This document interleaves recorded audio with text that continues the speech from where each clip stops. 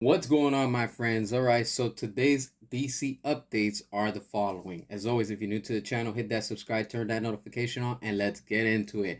All right, so like some of you have seen, I posted this already, and probably you came across it on social media.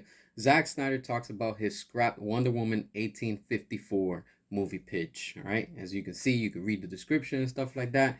But it's a shame that we never got this because, of course, WB playing WB games, they didn't want to move forward with quality, and look at what happened with Wonder Woman 84 with Patty Jenkins without Zack Snyder. That's what happens because the first Wonder Woman was with the help of Zack Snyder.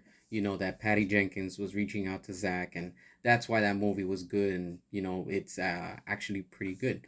And it's a shame that we didn't get this second one in the sense of what Zack had planned, and instead the studio wanted to give us what they gave with Wonder Woman 84. How sad, but that's what happens. It's completely mind-boggling. Here we can see that Joe has revealed that Ben Affleck's Batman movie was going to be a psychological thriller and have Batgirl on it. All right, this is something we've heard plenty of times, and it's just wild at the same time because look, remember when those pictures were going out and they were leaking? Here we can see Michael Keaton along with Leslie Grace as Batgirl, and you can see the Batmobile parked right there. You can see the lights, the set, everything that they were doing, and they were preparing. Remember, this movie was going to open the doors because Ben Affleck was going to be taking Batgirl under her wing. And what we just saw and heard that, Batgirl was going to be with Ben Affleck's Batman because Joe, the guy that plays Deathstroke, was confirming it. He's already confirmed it. And, it's a shame we didn't get none of this, honestly. And then we have Michael Keaton because with what we got with the Flash, what we were supposed to get, not what the final thing that we got was, it was opening the door with the multiverse, and it was going to set up a Batman Beyond with Michael Keaton. But instead, the studio decided to can all that. They didn't want to move forward again with quality. They could have been winning and succeeding the same way that Sony has been doing with their Spider Verse, with the animated style. And WB just said no, they didn't want to do that. And then again, James Gunn coming on board and screwing the plans up with what happened with the Flush. You could see at the end what happens and stuff, that they brought in George Clooney, and it just makes everything even much more complicated. And clearly you could see that Batgirl was also going to set up something good. And I'm starting to think that, when David Zaslav said that it wasn't going to be good, so they just decided to cancel it and do a tax write-off, I'm just starting to think that it was going to be some good, decent quality compared to where we're at right now. And of course, we are going to get Michael Keaton to open the door to, Batman Beyond. And we're supposed to have Ben Affleck's Batman with this Batgirl. So it was still taking place within the DCEU. There was so much, honestly. And again, we will have to keep on fighting, and we will stop at nothing until we get what we want from the studio, the same way we got the Snyder cut. All right.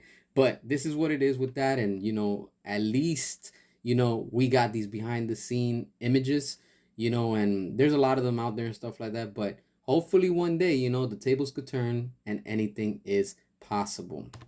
All right, moving forward. So for all you Matt Reeves Batman fans, check this out. All right, apparently Matt Reeves has been watching and hearing everybody's complaints and everybody's cries. So apparently, the Batman Part 2 villain, he already knows who it's going to be, because all these rumors going around and stuff like that, and I'm sure he's already come across articles and comments and all that stuff. So who knows what? But if we make it to that, to the Batman 2, let him do his thing, I guess, and we'll figure it out and see once he reveals it and stuff like that. Because right now everything is just speculation. Everything is up in the air, and nobody's to say, hey, for sure they're gonna do this. We hear that Clayface is going to be in it, but at the same time, we can't trust and believe James Gunn because we already know that James Gunn's Pinocchio. He loves to lie, and he always gets caught up with his own lies, and he gets tangled in, and he doesn't know how to backtrack. He says that it's going to be, you know, in Matt Reeves' universe, but then don't be surprised if you see Clayface in, his DCU, because like we've seen in Creature Commandos, I think, there's a cameo or something like that. So I know it's one of the animated shows, something recently. So, it's not like I really care about it. nor am I interested in it. But yeah, that's something, you know.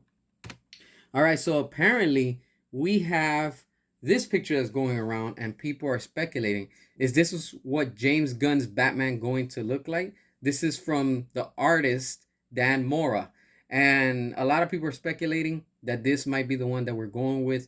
And to be honest with you, as a Batman fan, I kind of like that. You know, what is James Gunn gonna do with it? That's a whole different story. What is Andy Muschietti gonna do with it? That's a complete different story. See what I'm saying? But I do like that, you know, he's going to have the trunks if they go with that. Because, of course, if you want to have something comic accurate, you have to throw the trunks. I mean, you have already done it with Superman. Might as well just do it with Batman also, you know? And as we can see in this illustration, I mean, I'm kind of digging it in a way because, of course, it's, you know, cartoon stuff like that. But bringing it into live action, that's a whole different story. All right, so the grand finale of Creature Commandos is finally over. Woo, finally, that trash is done. You get what I'm saying? And here we can see again the cameo. And remember, James Gunn said that he wasn't gonna do all these cameos, and here we are with cameos in this you know, cartoon show. Here we have King Shark, as you can see, playing with some TP. You know, typical James Gunn. You know, his childish type of comedy or whatever. But again, look, this is King Shark from the Suicide Squad. So what is he gonna try to do? Is he going to bring back the Suicide Squad? Don't be surprised if it does happen, because of course James Gunn is desperate. He's trying to put any type of attention for people to be talking. And again, here we have another cameo of King Shark that appeared the same way over in that flop movie from James Gunn, the Suicide Squad. So that just proves to you where it stands and all that stuff. So let's move on. Now, this is something big I wanted to talk about.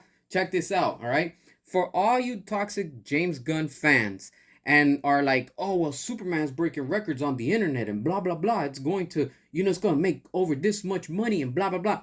It doesn't mean nothing. Honestly, it doesn't mean squat. Here you have it. Look at the difference. You have when Blue Beetle came out, right? The trailer for it, the official trailer. Look at what happened within a year. 31 million views. Okay, that's a lot. And then The Dark Knight, right? The trailer, 11 years ago, 1.7 million views, right? You want to know what's the difference? I'll tell you right now. And I'm about to serve it to you, the real facts, because this is what James Gunn fans don't like. They don't like to hear the facts. They don't like to hear the solid proof. And here you have it. All right. What happened with it? It flopped. Look at that. Blue Beetle disappoints with 25 million opening weekend. And the same will happen to James Gunn's Superman very soon. Now, what else? Oh, that's right. This is from Screen Rant also. Remember, this is old news. This is not new. And what is it? James Gunn confirms the first DCU movie character, which was Blue Beetle. See what I'm saying? And then what happens? Oh, that's right. Embarrassing Blue Beetle box office. It forces a lot of fans to question, right, if James Gunn is the right one to lead the DCU. And clearly we've already seen that over a year and a half, leading now to Superman, it hasn't been working with James Gunn. He's not the solution, and he will never be the savior of this brand, you know? But this is what you wanted. This is what you're gonna get.